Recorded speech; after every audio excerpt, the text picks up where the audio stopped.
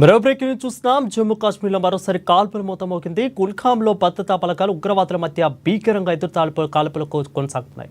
ఇకైతే భారత్లోని అక్రమంగా ప్రవేశించేందుకు ప్రయత్నించిన ఇద్దరు ఉగ్రవాదుల్ని భారత సైన్యం మట్టుబెట్టిన కొన్ని గంటలకే తంగ్మార్క్ ప్రాంతంలో ఎదురు కాల్పులు జరుగుతున్నాయి. ఎన్కౌంటర్లో ది రెసిడెన్షియల్ ఫ్రంట్ కీలక కమాండర్ భద్రతా బలగాలకు చిక్కినట్లు సమాచారం తెలుస్తుంది. నిన్నటి పహల్గాం ఘటనకు పాల్పడింది తామేనంటూ కూడా ది రెసిస్టెంట్ ఫ్రంట్ ప్రకటించుకున్న సంగతి తెలిసిందే. మరోవైపు తెల్లవారుజామున ఇద్దరు ఉగ్రవాదులు భారత్లోకి చొరబడేందుకు ప్రయత్నిస్తుండగా వారిని సైన్యం కాల్చి చంపింది.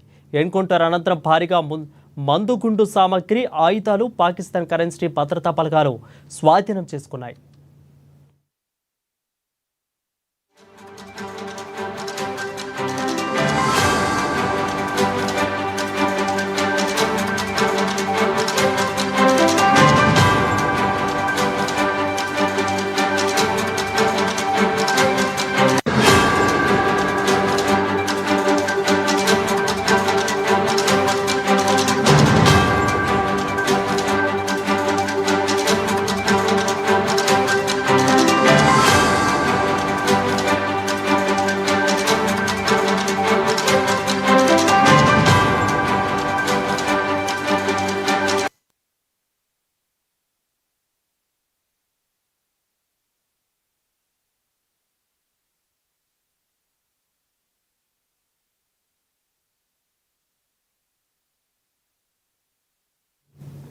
ఇక జమ్మూ కాశ్మీర్లో